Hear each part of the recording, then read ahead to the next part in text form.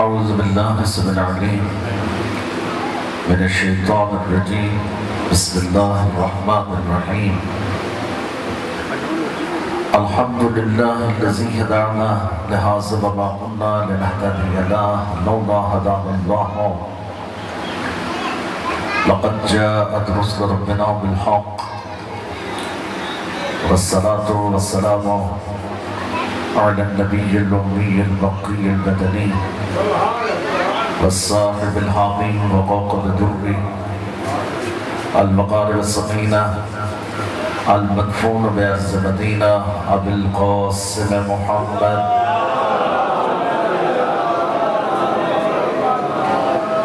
وعلى آله الطيبين الطاهرين المعصومين ولعنة الله على أعدائهم أجمعين. رب اشرح لي صدري ويسر لي أمري واحلل عقدة من لساني يفقهوا قولي. قال الله تبارك وتعالى في كتابه المجيد والفرقان الحميد وقوله الحق: من عمل صالحا ذكر أو أنثى فهو مؤمن فلنحيينه حياة طیبہ. درود پڑھیں بآواز بلند.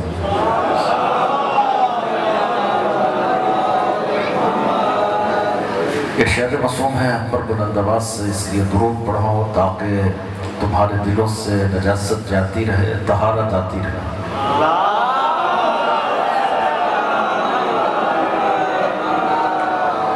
ارشاد رسول خدا ہے کہ جو شخص مجھ پر میری ذریت پر بلند آواز سے درود پڑھتا ہے اور جن لبوں سے وہ درود گزرتا ہے وہ لب میری بوسگاہ بن جاتا ہے. اس لیے مل کر کے بلند آواز دعا ہے کہ پروردگار آپ تمام برادران ایمانی کی حاجتوں کو قبول فرمائیں. جو تمنائیں ہیں، جو مرادیں ہیں، بارگاہ رب الحسین میں منظور اور مقبول ہو. بانیان مجلس کا انتظام اہتمام خرچ خرجات پروردگار اپنی بارگاہ میں منظور اور مقبول فرمائیں، اور جو بھی مقاصد خیر ہیں اس میں کامیابی اور کامرانی عطا فرمائیں. اور ہمارے برادر محترم قاری بشیر مہدی صاحب اور دیگر جتنے بھی برادران ہیں پروردگار سب کو صحت و سلامتی عطا فرمائیں اور دین مبین کی زیادہ سے زیادہ خدمت کرنے کی توفیق عطا فرمائیں. ایک ایسی سلوات پڑھیں کہ مجلس پرنور ہو جائے.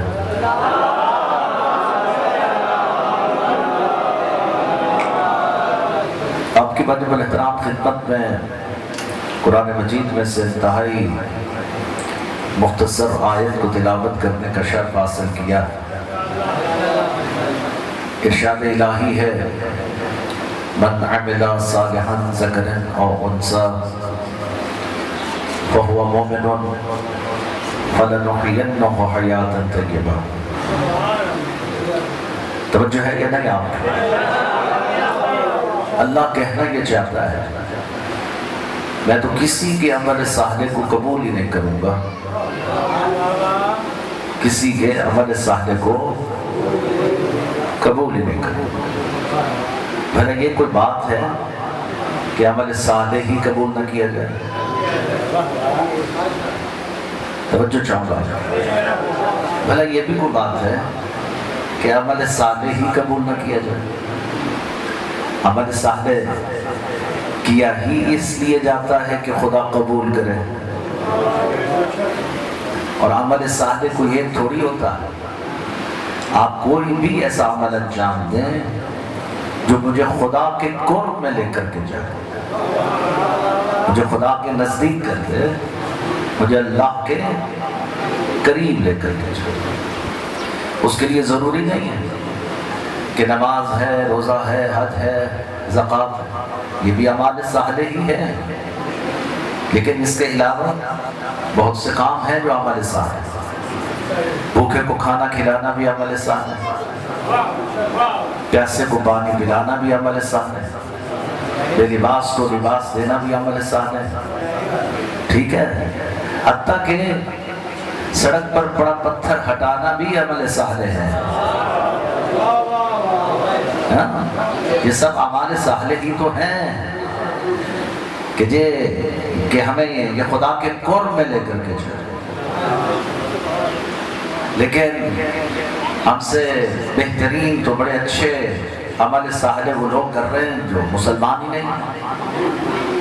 ایسے ہے یا نہیں ہے؟ فلاحی کام جتنے ہیں، ہاسپٹل بنا رہے ہیں، کالج بنا رہے ہیں، یونیورسٹیاں بنا رہے ہیں، سکول بنا رہے ہیں. کتنی غیر مسلم ایسی این جی اوز ہیں جو اس وقت مختلف بستیوں میں جا کر کے لوگوں کی فلاحی کام کر رہے ہیں. تو یہ سب کیا اعمال صالح نہیں؟ بھائی یہ اعمال صالح کوئی بھی کرے، شیعہ کرے، سنی کرے، دیوبندی کرے، اہل حدیث کرے، یہودی کریں، عیسائی کریں، پادری کریں، جو بھی کریں، اللہ کہتا ہے میں تو قبول ہی نہیں کروں گا. میں قبول نہیں کروں گا چاہے کوئی بھی اس کو انجام دے. پروردگار ایسا ہے کیا کہ تو کیوں نہیں کرے؟ کہا کروں گا. توجہ ہے؟ وہ کہتا ہے ایسا نہیں ہے، کروں گا لیکن ایک شرط کے ساتھ کروں گا. ایک شرط ہے کہ آپ وہ شرط پوری کر دیجئے پھر میں آپ کے عمل صالح کو قبول کروں. بے شرط نہیں ہے، شرط کے ساتھ ہے. یہ بھوکے کو کھانا کھلانا، یہ پیاسے کو پانی پلانا، یہ بے لباس کو لباس دینا، سڑک پر پڑا پتھر ہٹانا، یہ قبول کروں گا لیکن ایک شرط. تو پروردگار کو شرط کیا کہ جس کی وجہ سے تو ہمیں ہمارے اعمال صالح کو قبول کرے. تو پروردگار کہتا ہے وہ شرط یہ ہے کہ تم مومن ہو.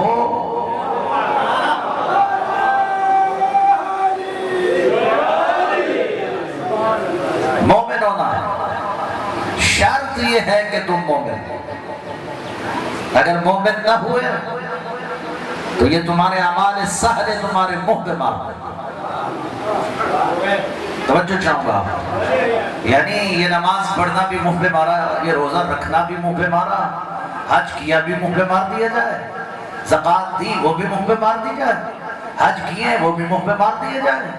ہاں سڑک پر پتھر پڑے ہٹا رہے ہیں وہ بھی منہ پہ مار دیے جائیں، کالج بنا رہے ہیں وہ بھی منہ پہ مار دیے جائیں، ہسپتال بنا رہے ہیں وہ بھی منہ پہ مار دیے جائیں. پروردگار اتنا کچھ تو ہم کر رہے ہیں، کیا صرف اس بات پر منہ پہ مار دیے جائیں کہ ہم مومن نہیں ہیں؟ تو اس کا مطلب ہے کہ ہم مومن ہوں گے تو یہ قبول ہوں گے.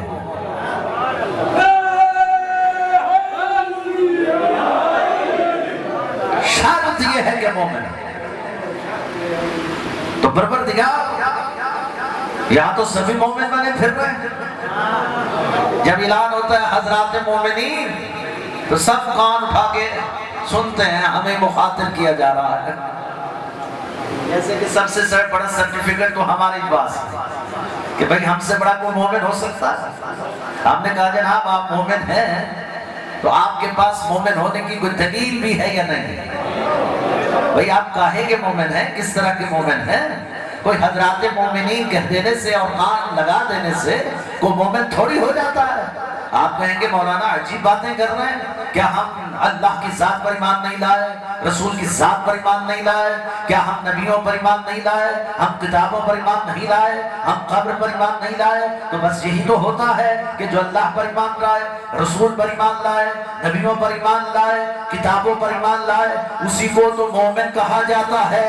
تو ہم جب ایمان لائے تو مومن ہوئے، لیکن اللہ کہہ رہا ہے شرط یہ ہے کہ مومن ہو. تو پروردگار کو تیری شرط مومنیت والی ہے کیا؟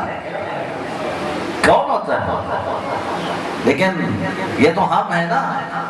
اب مجھے ایمان سے بتائیے جو پیغمبر کی محفل میں بیٹھے ہوں گے وہ ہم سے بڑے مومن ہیں یا نہیں؟ بھائی جنہوں نے رسول خدا کو دیکھا وہ بڑے مومن ہیں یا نہیں؟ جو محفل رسول کو پا لیا وہ بڑے مومن ہیں یا نہیں؟ جو صحبت رسول میں رہے کیا وہ بڑے مومن ہیں یا نہیں؟ جو ہر وقت رسول کے ساتھ رہے کیا وہ مومن ہیں یا نہیں؟ ہم سے تو بڑے ہوئے نا. ہم نے تو پیغمبر کو دیکھا نہیں، ان کی صحبت میں نہیں گئے، ان کے پاس نہیں گئے، لیکن کیا وہ مومن جو پیغمبر کو دیکھتے رہے اور پیغمبروں کی محفل میں بیٹھے رہے اور پیغمبر کا دیدار کرتے رہے، کیا ان سے بھی بڑا کوئی مومن ہوگا؟ لیکن اللہ نے انہی کے بارے میں کہا فَلَا وَرَبِّكَ لَا يُؤْمِنُونَ حَتَّى يُحَكِّمُوكَ فِي مَا شَجَرَ بَيْنَهُمْ ثُمَّ لَا يَجِدُوا فِي أَنفُسِهِمْ حَرَجًا مِّمَّا قَضَيْتَ وَيُسَلِّمُوا تَسْلِيمًا۔ میرے حبیب، یہ جو تیرے ارد گرد اسلام کے ٹھیکیدار بیٹھے ہوئے ہیں، یہ تو مومن ہی نہیں ہے۔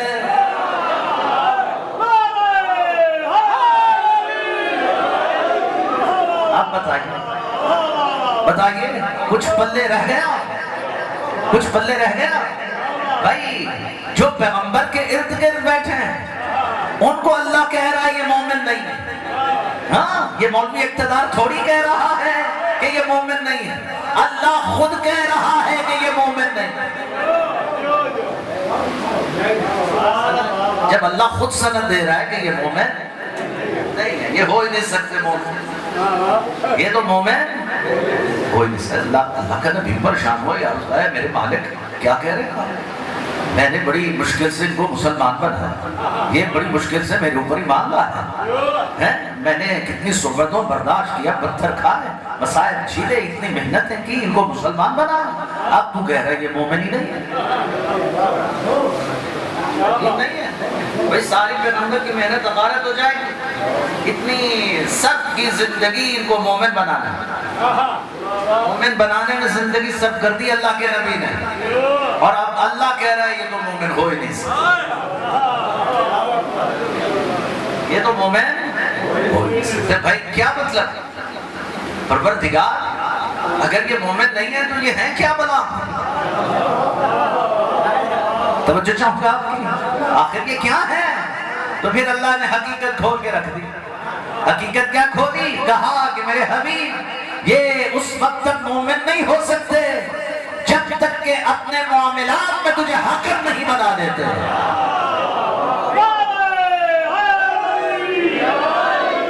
اپنے معاملات میں جب تک تجھے حاکم نہ بنا۔ ہم سے کیا مراد ہے؟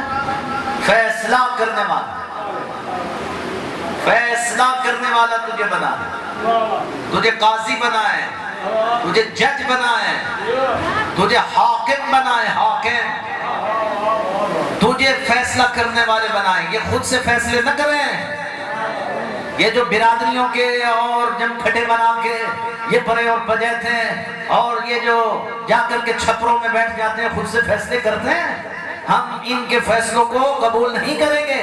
فیصلہ وہ قبول کریں گے جو تو ان کے درمیان کرے گا۔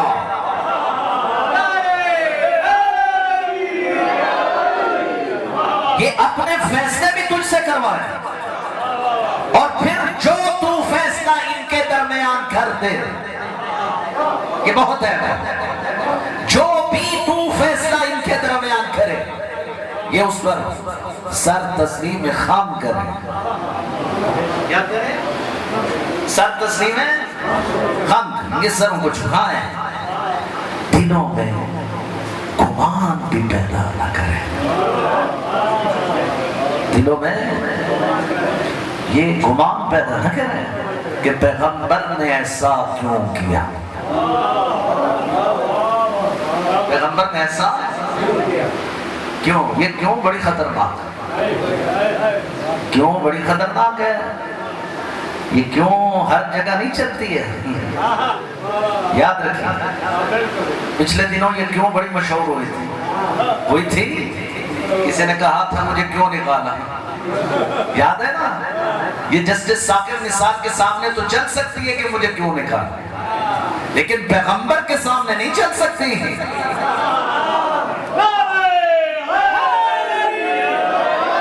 پیغمبر کے سامنے کیوں نہیں چلے گی؟ جسٹس ثاقب نثار کے سامنے کیوں کر دینے سے نکالا جائے تو وہ واپس آ سکتا ہے، لیکن پیغمبر کی محفل سے اگر کوئی نکالا جائے تو وہ پھر پیغمبر کی محفل میں نہیں آ سکتا۔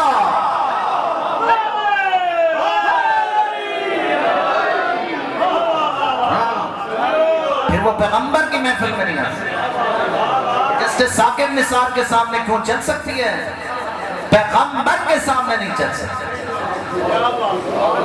یہ کیوں بڑی خطرناک ہے، یہ جسٹس کے سامنے نثار کے سامنے چل گئی، چل گئی، لیکن جب پیغمبر کے سامنے چلے تو پھر اٹل فیصلہ ہے۔ مولانا بشیر مہدی صاحب تصدیق کریں گے کہ فلا وربک لا یؤمنون حتی یحکموک فیما شجر بینہم ثم لا یجدوا فی انفسہم حرجا مما قضیت ویسلموا تسلیما۔ میرے حبیب یہ اس وقت تک مومن نہیں ہو سکتے جب تک کہ اپنے معاملات میں تجھے حکم نہیں بنا لیتے۔ صرف حکم نہیں بنائے بلکہ جو فیصلہ تو ان کے درمیان کر دے یہ اس پر سر تسلیم خم کرے، دلوں میں گمان بھی پیدا نہ کرے کہ پیغمبر نے ایسا کیوں کیا، اور اگر انہوں نے یہ کہہ دیا کہ پیغمبر نے ایسا کیوں کیا تو میرے حبیب یہ سارے کے سارے کافر ہو جائیں گے۔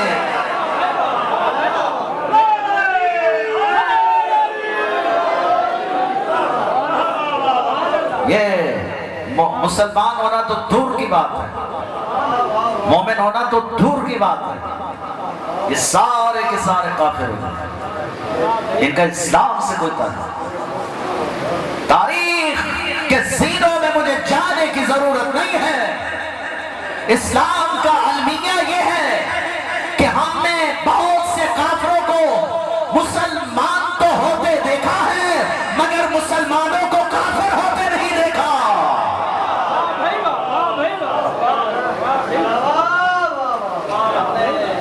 مسلمانوں کو کافر ہوتے نہیں دیکھا، کافروں کو مسلمان ہوتے دیکھا ہے آپ نے؟ کبھی مسلمانوں کو کافر ہوتے دیکھا نہیں۔ لہذا ہمیں اس طرف جانے کی ضرورت نہیں، لیکن یہاں فیصلہ کیجئے، یہ تو مفسر قرآن ہے نا آیت جناب علامہ طارق جمیل، جب پچھلے دنوں انہوں نے اپنے ہی مجمع میں کہا من کنت مولا فہذا، تو اسی آیت کو کوٹ کیا انہوں نے، اس کی دلیل بنا ہے، اور انہوں نے کہا تھا کہ بھائی تم سن ہو گئے ہو، وہ سن ہو گئے تھے، آپ نے سن نہیں ہونا ہے۔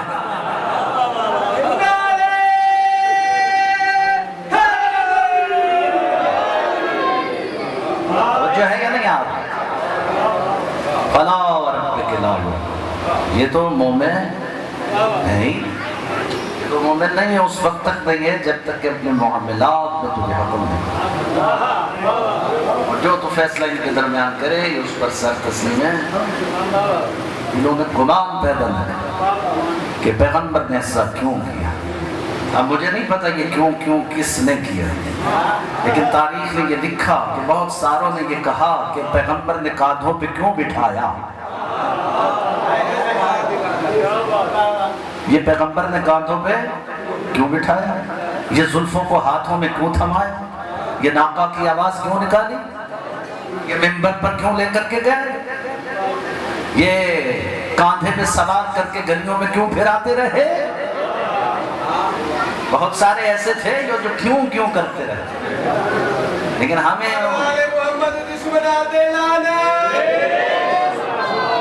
اور یہ کیوں آج تک جاری و ساری، وہ رکی نہیں ہے، آج بھی سوشل میڈیا کے اوپر بیٹھ کے گھرو گھنٹال قسم کے مولوی آج بھی کیوں کر رہے ہیں بیٹھ کے۔ ابھی سوشل میڈیا پر جائیے تو بغض علی چھلک کر سامنے آ رہا،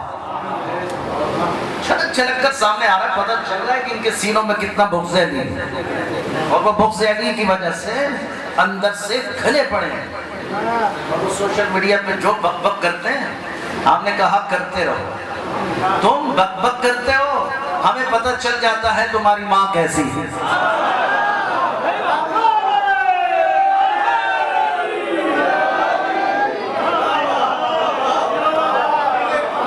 ہمیں تو یہ پتہ چلتا ہے، کیونکہ تم علی کے خلاف نہیں بھونک رہے ہو، تم اپنے حسب نسب کی اطلاع دے رہے ہو،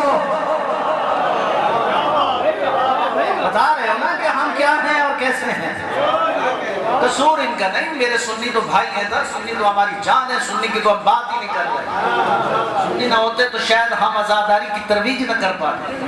سنی ہیں جو ہمارا ساتھ دیتے ہیں، سنی سبیلے لگاتے ہیں، سنی امام بارگاہوں میں آتے ہیں، سنی تعزیے بناتے ہیں اور ہم ماتم کرتے ہیں، سنی شبیہیں اٹھاتے ہیں اور ہم ماتم کرتے ہیں، سنی کتنے اچھے کام کرتے ہیں، سنی تو ہمارا بھائی ہے نا، سنی سے بڑا محب علی تو ہو ہی کوئی نہیں سکتا۔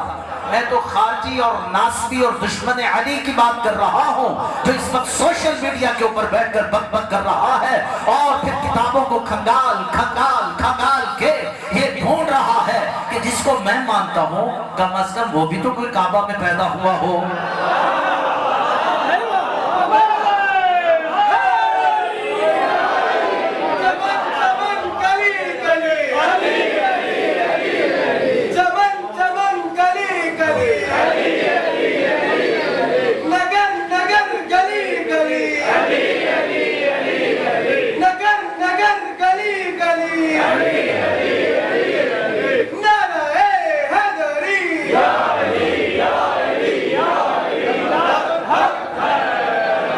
گھبرائے ہوئے تو نہیں ہے نا؟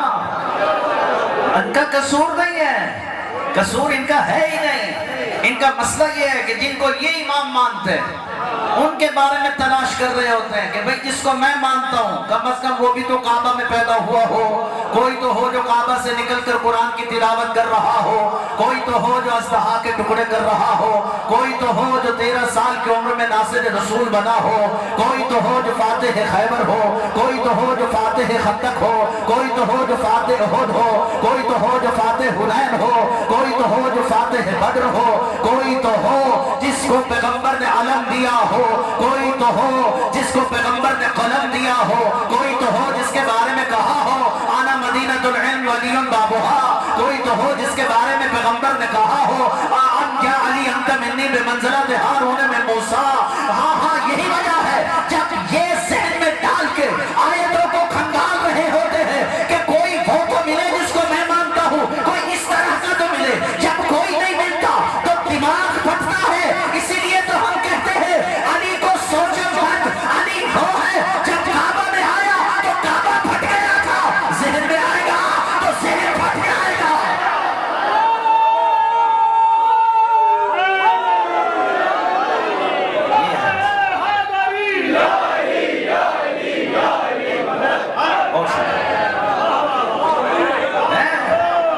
بہت شکریہ. مسئلہ یہ ہے صاحب، لیکن یہ بیچارے ٹکرے مار مار کے مر جائیں گے. ان کو ایسا کوئی نہیں ملے گا جو کعبہ میں پیدا ہوا. یہ ٹکرے مار مار کے مر جائیں گے. کوئی ایسا نہیں ملے گا جس کو پیغمبر نے علم دیا ہو. ٹکرے مار مار کے مر جائیں گے. ان کو ویسا کوئی نہیں ملے گا جس کے بارے میں پیغمبر نے کہا ہوگا قال علم اسے دوں گا جو مرد ہوگا.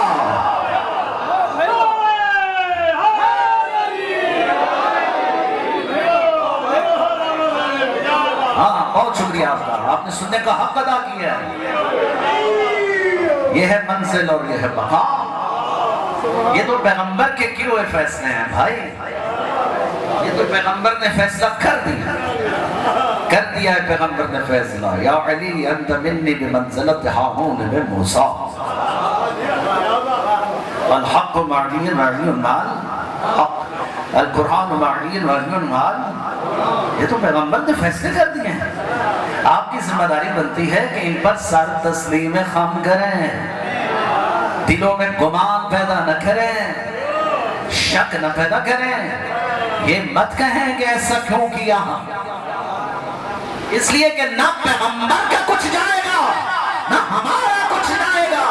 دنیا کو پتہ چل جائے گا کہ تم اسلام کے لبادے میں چھپے وہ جہلی دہشت گرد ہو جو کل بھی پیغمبر سے دشمنی کر رہے تھے اور آج بھی پیغمبر سے دشمنی کر رہے ہیں.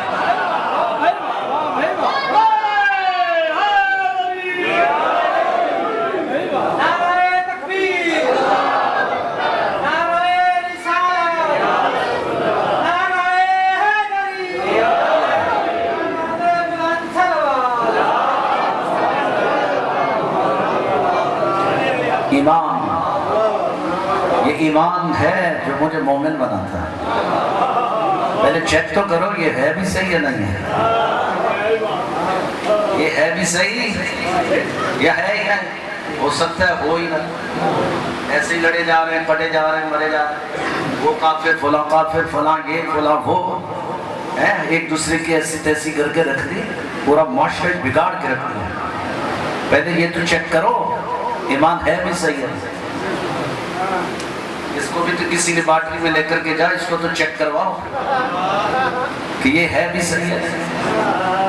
آپ کہے مولانا ایمان بھی بنا چیک ہوتا.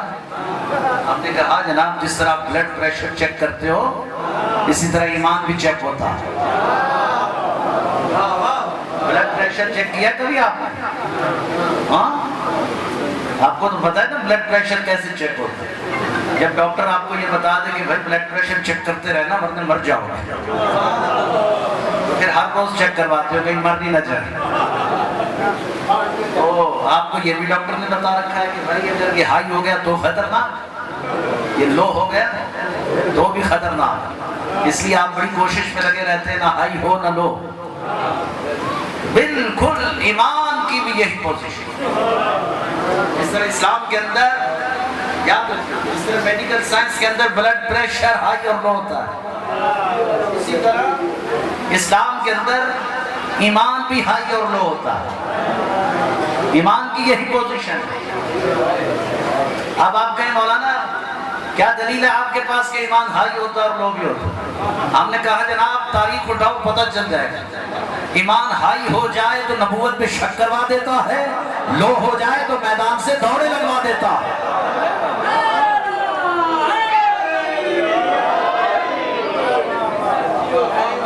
ہاں ایمان اس کو مینٹین کریے, آپ اس کو سنبھال کے رکھیے. اسی نے تو مومن بنانا ہے. اگر یہ نہ ہوا تو مومن کیسے ہوں گے؟ لہذا ایمان جس کے بلبوتے پر مشیعہ ہوں, سنی ہوں, دیوبندی ہوں, اہل حدیث ہوں, آپ جس بھی مکتب فکر سے تعلق, مجھے اس سے کوئی سروکار نہیں. کیونکہ واقع کربلا کے بعد شیعہ اور سنی اور دیوبندی اور اہل حدیث کی بحث ہی ختم ہو گئی. واقع کربلا کے بعد دو ہی فرقے تھے, ایک حسینی فرقہ تھا اور ایک یزیدی فرقہ تھا. دو فرقوں پر کون چل رہے ہیں؟ یا آپ کو حسینی ہونا پڑے گا یا آپ کو یزیدی ہونا پڑے گا. ایمان ہمیشہ یزیدیوں کے لو ہوتے ہیں. لہذا یہ ایمان جس کے بلبوتے پر, اس کو ٹیسٹ کریے یہ ہے بھی صحیح ہے, یہ ہے یا نہیں, یہ رخصت تو نہیں ہو گئے, کہیں چلا تو نہیں گیا, کہیں لاغر تو نہیں ہو گئے, کہیں ایسا تو نہیں کہ یہ بیساکھیوں کے پل پہ چل رہا ہو. بس اتنا ہی. آخری بات کروں آپ کو, یہ ایمان جس کے بلبوتے پر میں جو بھی ہوں بھائی, اگر یہ ایمان اس کی لیبارٹری دن میں 5 مرتبہ کھلتی ہے اور آپ کو پتہ بھی نہیں چلتا اور یہ چیک ہو جاتا ہے, اس کی رپورٹ تیار ہو کے شام کو سرکار حجت کی فائل میں لگ جاتی ہے.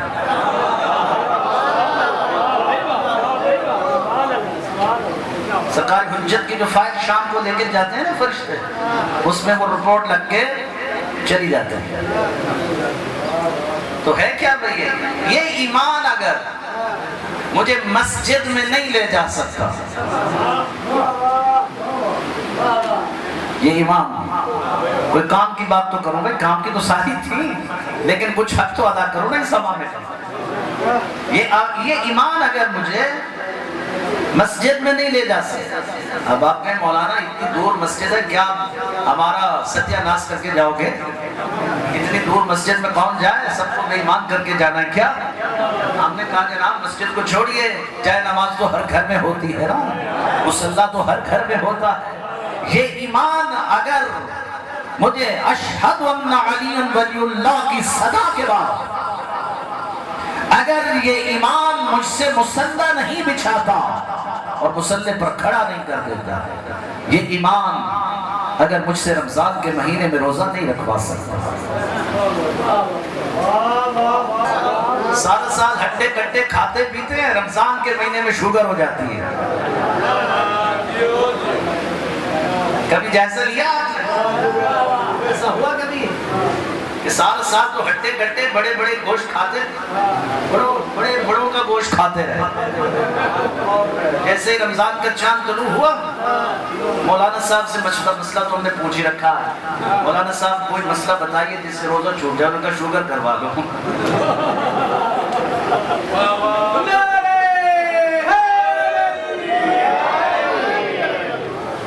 تو پھر ماہ رمضان میں شوگر ہو جاتی ہے، اٹے کٹے کھاتے پیتے. یہ کیسا ایمان ہے جو رمضان میں شوگر تو کروا رہا ہے لیکن روزہ نہیں رکھواتا؟ یہ کیسا ایمان ہے جس کے بلبوتے پر میں جو بھی کھڑا ہوں، بڑا پھن خواہ بن کے کھڑا ہوں، بڑا اسلام کا ٹھیکیدار بن کے، بڑا مسلمان بن کے کھڑا ہوں؟ یہ ایمان ہے نا جس کے بلبوتے پر میں بڑی بڑی سپاہ کا صدر ہوں، بڑی بڑی تنظیم کا سیکرٹری جنرل ہوں.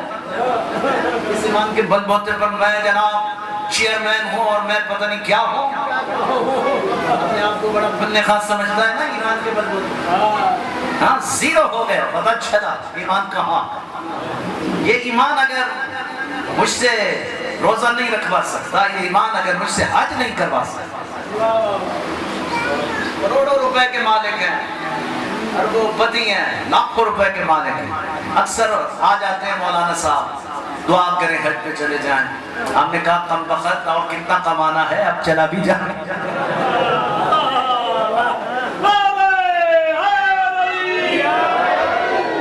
یہ دعا پر ہی کھڑے مولانا صاحب دعا کریں حج پہ چلیں. اب مولانا صاحب کو تو پتہ ہے بھائی اس کے پاس تو بڑی مال مڈی ہے، اس نے بڑی چھپا کے رکھی، لیکن حج پہ نہیں جا رہا. لیکن یہ ایمان ہے جو حج پہ نہیں لے جا رہا. یہ ایمان ہے جو ظلم کے خلاف آواز نہیں اٹھواتا. یہ ایمان ہے جو ماں کی عزت نہیں کروا سکتا، باپ پہ احترام نہیں کروا سکتا، الہی اور عبادی حق ادا نہیں کروا سکتا. یہ ایمان اگر مجھے عزاداریے سید الشہداء میں نہیں لے جا سکتا. مرض ہے نا میرے معاشرے کا، جب سے یہ سوشل میڈیا آیا اور یہ میں موبائل لے کے بیٹھا ہوں، بھائی ساتھ والی ایک امام بارگاہ میں ایک مولانا صاحب پڑھ رہے ہیں، ایک بیچارہ عام ذاکر، چھوٹا سا ذاکر، اگر کوئی پڑھ بھی رہا ہے تو کیا بھائی میرے موبائل پہ تو طالب جوہری صاحب پڑھ رہے ہیں، میں کیا کرنے جاؤں امام بارگاہ میں؟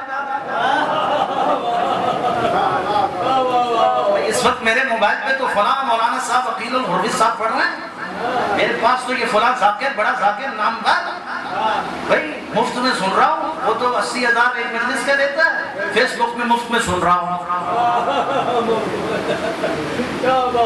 ایسے ہے یا نہیں؟ یہ موبائل پر بیٹھ کر کے تم جو سوشل میڈیا پر عزاداری کر رہے ہو، یہ کوئی تمہارے صاحب ایمان ہونے کی دلیل نہیں ہے. کیونکہ ایمان کا تقاضا یہ ہے کہ مجھے حسین ابن علی کے گھر میں حاضر ہونا ہے عزاداری سید الشہداء کرنے کے لیے.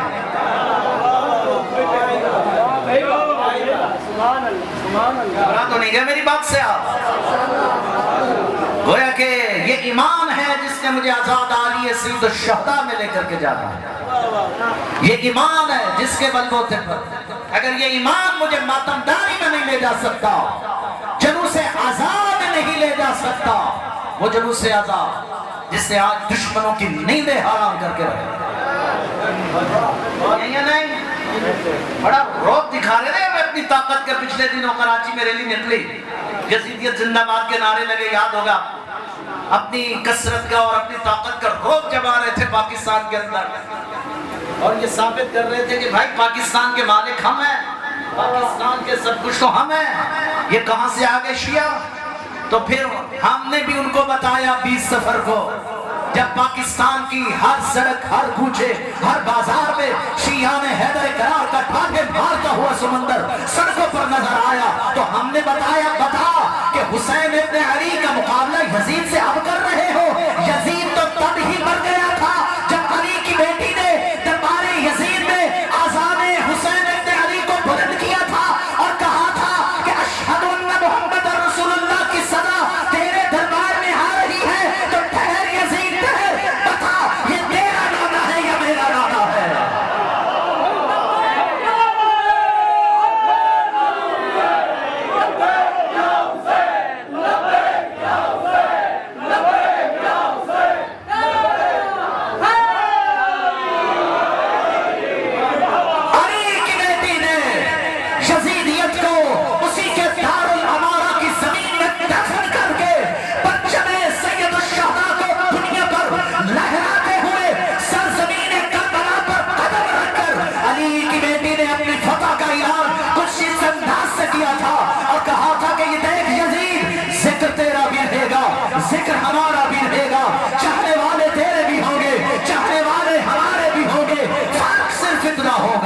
جہاں حیوانیت ہوگی وہاں تو ہوگا، جہاں انسانیت ہوگی وہاں حسین ابن علی ہوگا۔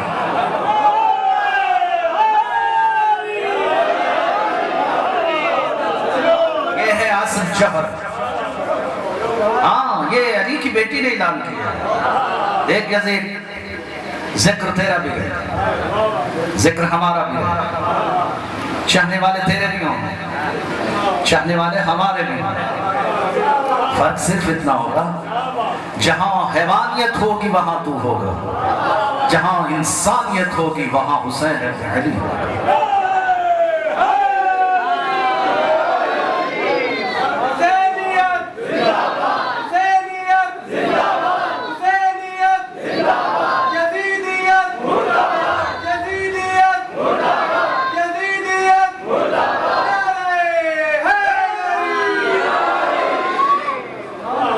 گھبرائے تو نہیں ہے نا؟ یہ ایمان اگر مجھے عزادار یہ سید الشہداء میں نہیں لے جا سکتا، یہ ایمان اگر مجھے کربلا نہیں لے جا سکتا، یہ ایمان اگر مجھے مکہ اور مدینہ نہیں لے جا سکتا، یہ ایمان اگر مجھے نجف اشرف نہیں لے جا سکتا، یہ ایمان پھر مجھے جنت میں بھی نہیں لے جا سکتا۔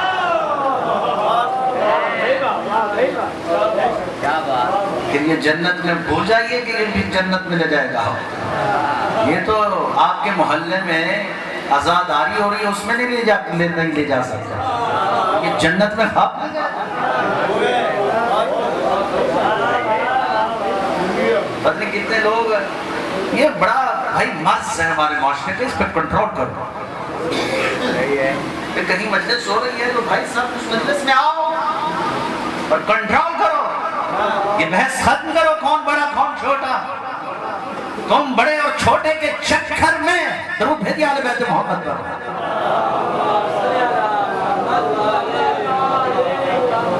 ہمارے برادر بزرگوار ہیں قبلہ و کعبہ قاری منیر حسین محمد، ہم اکٹھے پڑھتے رہے، ماشاءاللہ یہ وہاں بھی حسن ہوتے تھے ہمارے، قرآت کا، تجوید کا، قرآن کا، ان کی پہچان ہے ماشاءاللہ، سلامت رکھیں۔ یہ بہت ہے، کنٹرول کریے اپنے اس مجمع کو، کنٹرول، یہ بڑے اور چھوٹے کے چکر سے نہیں لیا، ساکر طاقتور نہیں ہے، سیکر طاقتور ہے۔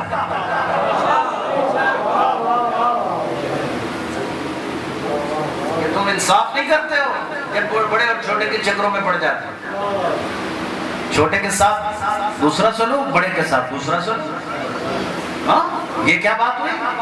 انصاف کرو، انصاف، روز محشر اسی انصاف پر ہی تو پکڑے جاؤ گے، اچھا نہیں کیا، کسی کو چھوٹا سمجھ کر اس کو حقیر سمجھ کر اگنور کرنا یہ کائنات کا سب سے بڑا گناہ ہے، کسی کو چھوٹا نہ سمجھ، کہ بہت سارے لوگ بہت ساروں کو چھوٹا سمجھتے تھے پیغمبر کی محفل میں۔ ایک بیچارہ آتا تھا اور سے صحابہ اٹھ کے چلے جاتے تھے، وہ اس لیے چلے جاتے تھے کہ وہ کہتے تھے اس کا رنگ کالا ہے، اس کے پسینے سے بدبو آتی ہے، اس کے کپڑے پھٹے ہوئے ہیں، اس کے پاؤں پہ ہر وقت مٹی رہتی ہے، یہ ہمارے ساتھ بیٹھنے کے قابل نہیں ہے۔ اور جب وہ آتا تھا تو بہت سارے اٹھ کے چلے جاتے تھے، پیغمبر اسلام کی محفل لگی ہوتی، اور جب وہ آتا تھا تو پیغمبر اس کے استقبال کے لیے کھڑے ہو جاتے تھے،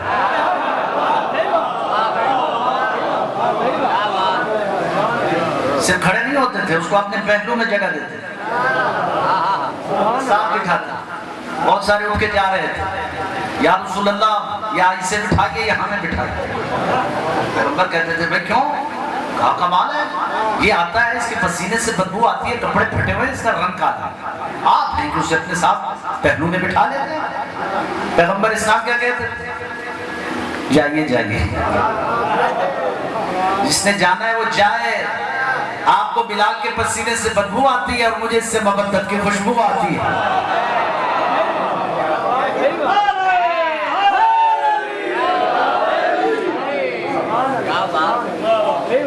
یہ اصل جوہر اور یہ کم منزل ایمان، جب سینوں کے اندر معجزت ہو جائے تو پھر تپتی صحرا پر منو پتھر بھی اس کا کچھ بگاڑ نہیں سکتے. جن کی سینوں میں ایمان ہوتا ہے وہ علی کی مودت میں جلا وطن ہوتے ہیں, جلا وطن ہوتا ہے. جابر ابن عبداللہ انصاری, عمار یاسر, مصعب تھقاف, ابو ذر غفاری, ان کا قصور یہ تھا کہ اللہ نے ان کے سینوں میں صرف ایمان کی دولت کو نہیں رکھا تھا, علی کی مودت کے جوہر کو بھی رکھا تھا. وہ اپنی منزل ایمان کی وجہ سے پہنچا.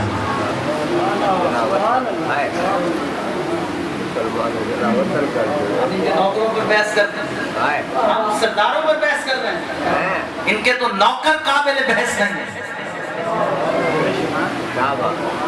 ہم بڑے عجیب لوگ ہیں اور ہم انصاف نہیں کرتے ہیں اہل بیت کے ساتھ. ہم بعض دفعہ ان کو قابل بحث بنا لیتے ہیں, ان کے نوکر ہی قابل بحث نہیں ہیں. سردار کیوں ہو؟ آپ کوئی مجھ سے پوچھے علی کتنے بڑے عالم تھے تو میں اس کو جواب میں یہ کہوں گا مجھے یہ بتاؤ کہ میثم کتنے بڑے عالم تھے. میثم تو اتنے بڑے عالم تھے کہ ماضی حال اور مستقبل کی خبریں دیا کرتے.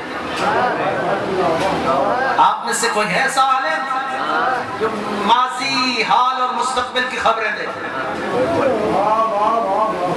اس کے پاس جو علم ہے وہ کہاں سے آیا, کدھر سے آ گیا؟ یہ ماضی حال اور مستقبل کی جو خبریں دے رہا ہے بیٹھ کے, یہ میثم ہے. جس نے حبیب اپنے مظاہر کو دیکھا بازار اور دیکھ کر کے کہتا ہے ایسے شخص کو دیکھ رہا ہوں جو محبت حسین میں کربلا کے میدان میں مارا جائے گا. حبیب کو بڑا تعجب ہوا, میثم تجھے کس نے بتایا؟ میثم ذرا چوڑا ہوا, کہتا ہے مجھے پتا ہے تو محبت حسین میں کربلا کے میدان میں مارے جائے گا. حبیب کہتا ہے بھائی ہے تو میرا, اکٹھے رہتے ہیں, ہم سب علی کے نوکر ہیں, بتا دو کہ تجھے کس نے بتایا. یا اور چوڑا کہتا ہے میں کیوں بتاؤں؟ جب حبیب نے دیکھا نا کہ یہ نہیں بتا تو اب حبیب نے بھی اسے پریشان کر.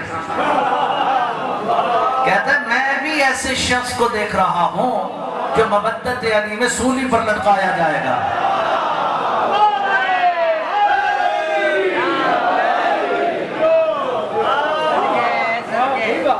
اب میثم کے بھی پاؤں نکل گیا. کہتا ہے تجھے کس نے بتایا؟ حبیب کہتا ہے تم نے مجھے بتایا کہ تجھے کس نے بتایا؟ تو کہتا ہے بتا تو صحیح. کہا نہیں پہلے تو بتا تجھے کس نے بتایا. وہ کہتا ہے پہلے تو بتا تجھے کس نے بتایا. بھرے بازار میں ان کی بحث ہو رہی ہے, بیچ میں رشید حجری آ کر کے کھڑے ہو گئے. انہوں نے ایک رخ کیا حبیب کی طرف, ایک رخ کیا میثم کی طرف. میثم کی طرف دیکھ کر کہا ایسے شخص کو دیکھ رہا ہوں جو مودت علی میں سولی پر لٹکایا جائے گا. اور حبیب کی طرف دیکھ کر کہتا ہے ایسے شخص کو دیکھ رہا ہوں جو محبت حسین میں کربلا کے میدان میں مارا جائے گا. اور یہ کہتے ہی رشید حجری تو تلک گئے, ادھر یہ دونوں آپس میں لڑ رہے ہیں کہ اس کو کس نے بتایا.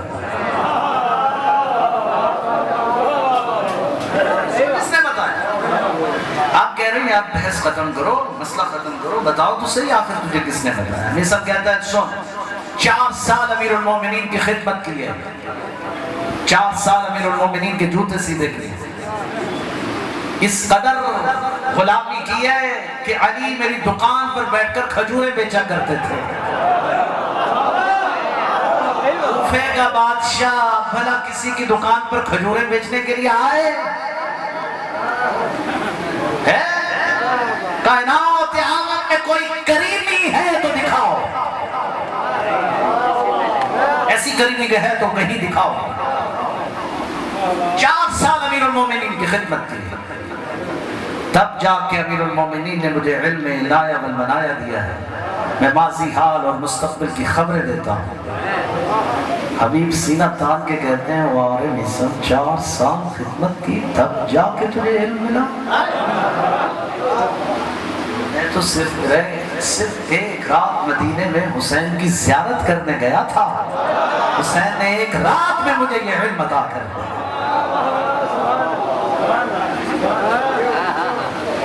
ان کے نوکر تو بھائی سمجھ میں نہیں آ رہا ہے، آپ سردار سمجھنے چلے؟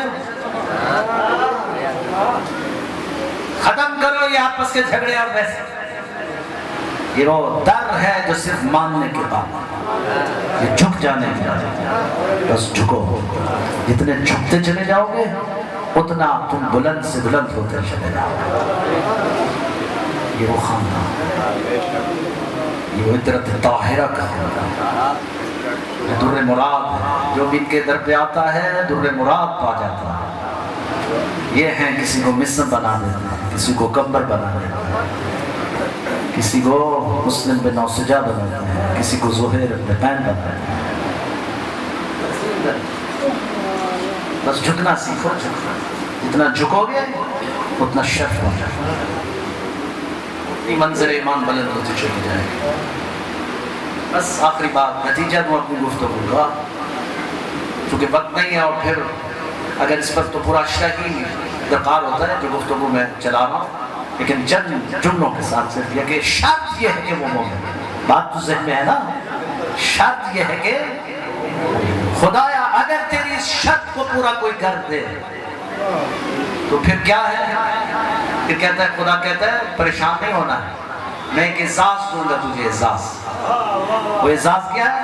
فَلَنُحْيَنَّهُ حَيَاتًا طَيِّبَةً، تو ہم تیری زندگی کو پاکیزہ بنا دیں گے، زندگی پاکیزہ ہو جائے گی۔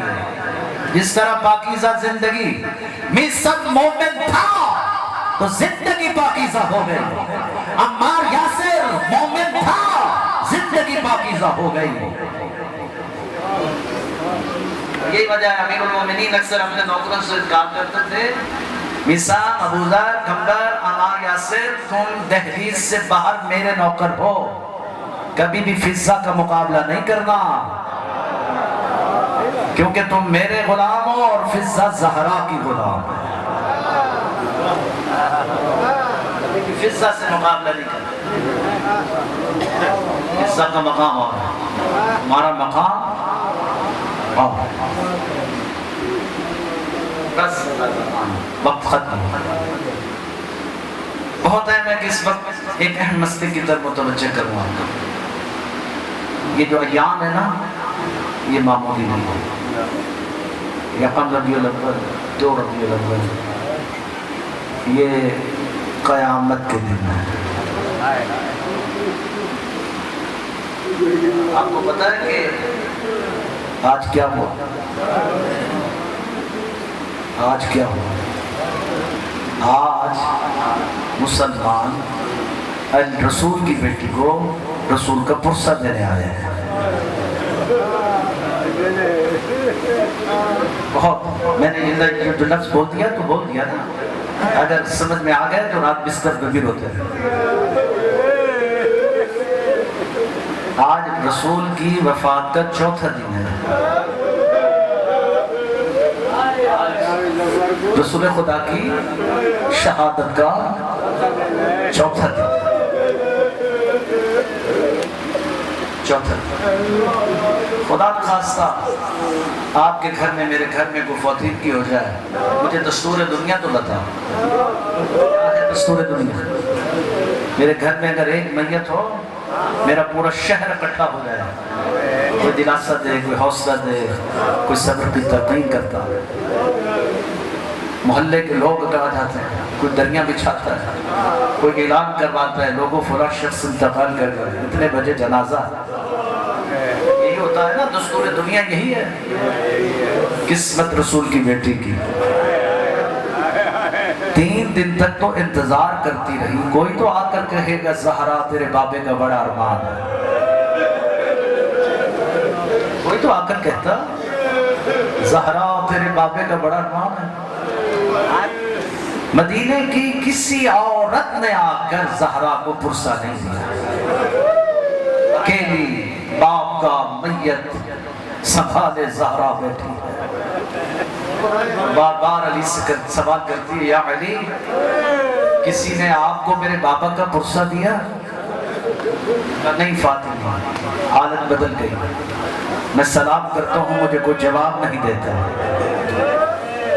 یہ منظر آ گیا، تنہا ہو گئی رسول کی بیٹی. سلمان کہیں بیٹھ کر کے اپنی قسمتوں کے فیصلے کر رہا ہے. پیغمبر کا جنازہ 3 دن تک فاطمہ کے گھر پڑا رہا انتظار میں کہ مسلمان جب آئے تو پرسہ دیں گے، لیکن پرسہ نہیں. آخر نبی کی بیٹی نے علی کو بلایا اور کہا یا علی 3 دن گزر گئے، میرا بابا کا جنازہ پڑا ہے، میں کب تک اپنے بابا کا جنازہ لے کے بیٹھا؟ مسلمان تو نہیں آ رہا ہے، بس آپ میرے بابا کو دفن کر دیجیے. چند صحابہ کے ساتھ علی نے پیغمبر اسلام کو دفن کیا. 4تھا دن پیغمبر اسلام کی شہادت. مسلمان کچھ اس انداز سے پرسہ دینے آئے، اس دروازے پر آئے جس دروازے پہ نبیوں کا سردار آئے تطہیر کی تلاوت کرتا تھا. بڑی دیر تک کھڑا رہتا تھا، کہتا تھا زہرا اجازت ہے کہ میں اندر آ جاؤں؟ ایک دن جو سیدہ سن نہ پائی تو بڑی دیر ہو گئی رسول خدا کو جب دروازے تھے. اب چاہا کہ کسی طرح میں اندر جاؤں کہ جبرائیل نے قدم روک دی. کہا تو یاسین صحیح، تو طٰہٰ صحیح، تو مزمل صحیح، تو مدثر صحیح، لیکن یہ فاطمہ کا دروازہ ہے، اجازت ملے تو جا ورنہ یہیں رک جا.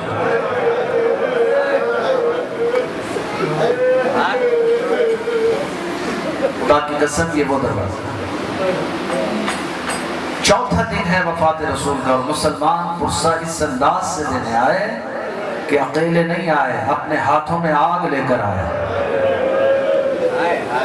آگ لے کر آئے اور پرسہ دیا جاتا ہے، فاطمہ علی کو باہر نکالو ورنہ ہر گھر کو آگ لگا دو. 4000 تک کی روایات قبلہ موجود ہیں.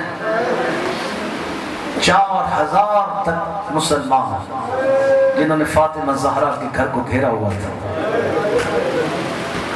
حالت یہ تھی سلمان کو تماچے لگ رہے تھے، ابو ذر کو دھکے پڑ رہے تھے، کمبر کو کچلا جا رہا تھا، دروازے کے اوپر ایک شور اور غوغا تھا. اور ادھر جب فاطمہ دروازے پر مدافع امامت بن کر کھڑی تھی، جب پتہ چلا نا کہ باہر 4000 مسلمان کھڑے ہیں اور میرے گھر پر حملہ کرنا چاہتے ہیں، بڑی طاقت سے، بڑی شجاع تھی رسول کی بیٹی زہرا، بڑی طاقت سے دروازوں کو بند کر کے کھڑی تھی. لیکن ان ظالموں نے دیکھا جب دروازہ نہیں کھلتا، انہوں نے اس دروازے کو آگ لگا دی. عزاداروں آگ لگ گئی تھی، اب دروازہ جل رہا تھا. جیسے ہی دروازہ جل چکا، قبضے جل چکے، ایک ظالم نے دیکھا کہ دروازہ ابھی ٹوٹا نہیں ہے اور کھلا نہیں ہے. پیچھے دیوار تھی، درمیان میں زہرا تھی، آگے جلتا ہوا دروازہ تھا. ایک ظالم نے زوردار دھکا دیا. عزاداروں دھکا دینے کی دیر تھی کہ جلتا ہوا دروازہ رسول کی بیٹی کے اوپر گرا. عزاداروں صرف گرا نہیں ہے، نیچے زہرا، اوپر جلتا ہوا دروازہ. جلتے ہوئے دروازے کی میخیں سیدہ زہرا کے پہلو میں پیوست ہوئی. ادھر آواز دی یا فزت و ادرکنی، فزت جلدی آ، میرا محسن شہید ہو گیا. بس عزاداران مظلوم کربلا خون میں لت پت زہرا. یہ آج کے دن ہوا ہے مسلمانوں، یہ آج کے دن ہوا ہے رسول اللہ کی بیٹی کے ساتھ. عزاداران مظلوم کربلا حالت یہ تھی کہ اوپر سے مسلمانوں نے گزرنا شروع کیا. اس حجرے میں داخل ہوئے جانی تلاوت قرآن کر رہے تھے. ان ظالموں نے علی کے گریبان میں رسی کو ڈالا ہوا تھا، کھینچ کے لے کے جا رہے تھے. علی کی، رسول کی شجاع بیٹی اتنی مشکل میں تھی، محسن شہید ہو چکا تھا، خون میں لت پت تھی، جلی ہوئی میخیں دروازے کے پہلو میں پابست ہو چکی تھی. اس کے باوجود بھی علی کی حفاظت و مدافعت کرنے کے لیے رسول کی بیٹی کھڑی ہو گئی. عزاداروں اور کہہ رہی تھی اے ظالموں میرے امام کو چھوڑ دو، میرے امام کو چھوڑ دو. جب کہا نہ چھوڑ دو، ایک ظالم نے آگے بڑھ کر عزاداروں دھکا دیا. دھکا دینے کی دیر تھی کہ بی بی پھر اپنے آپ کو سنبھالتے ہی سیدھا اپنا دایاں ہاتھ علی کے پہلو میں رکھا.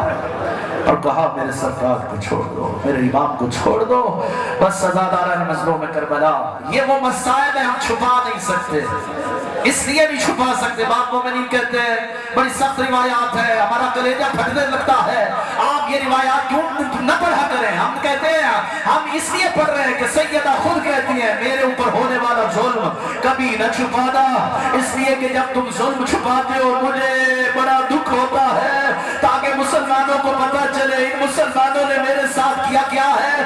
عزاداران مظلوم کربلا سخت روایات ہے، لیکن بی بی کے مسائل پڑھنا آج کے دور میں واجب ہے، واجب۔ ایک ایک جملہ ہے عزاداروں، جب انہوں نے دیکھا کہ فاطمہ کا ہاتھ علی کے پہلو سے نہیں چھٹتا، ایک ظالم نے قدست کے ہاتھ میں تازیادہ تھا، اس نے تازیادہ چھینا، اس نے زوردار تازیادہ اس ہاتھ پر مارا جس ہاتھ پر رسول خدا بوسہ لیا کرتے تھے۔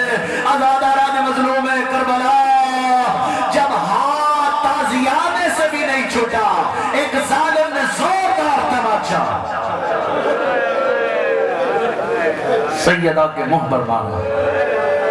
عزاداروں منہ پہ تماچا کا لگنا تھا، رسول کی بیٹی زمین پر گری، زمین مدینہ میں زلزلہ آیا، عزاداران مظلوم کربلا آسمان سے پرندے زمین پر گر رہے تھے، قیامت ٹوٹ گئی تھی۔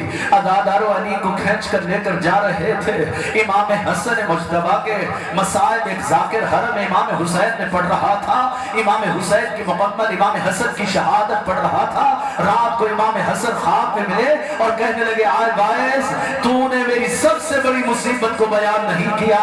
ذاکر کہتا ہے مولا میں نے پڑھا تو ہے کہ آپ کو زہر ہلاہل سے شہید کیا گیا، کہا نہیں اس سے بڑی مصیبت ہے، کہا مولا میں نے پڑھا ہے کہ آپ کے جنازے میں تیر برسائے گئے، کہا نہیں اس سے بھی بڑی مصیبت ہے، کہا مولا آپ کا جنازہ قبرستان سے واپس آیا، کہا نہیں اس سے بھی بڑی مصیبت ہے، کہا مولا آپ کے جنازے سے آپ کی بہنوں نے تیر نکالے، کہا نہیں اس سے بھی بڑی مصیبت ہے، کہا مولا ایسی کون سی مصیبت ہے میں نہیں پڑھ سکا، مولا آپ بیان فرمائے میں آپ کے ماننے والوں کو بیان کروں گا۔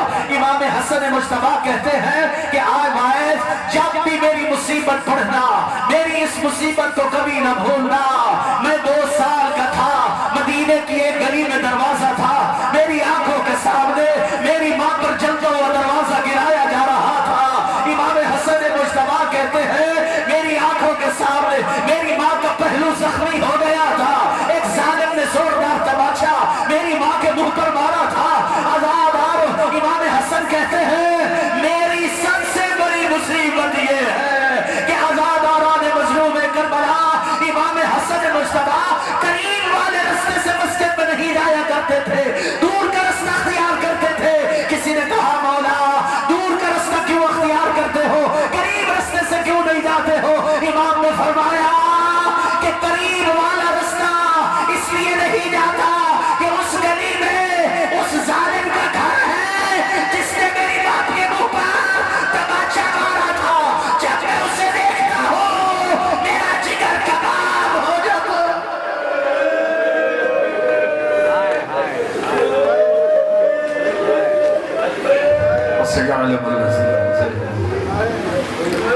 أيما القلم يقول السلام على الحسين وعلى علي بن الحسين وعلى أولاد الحسين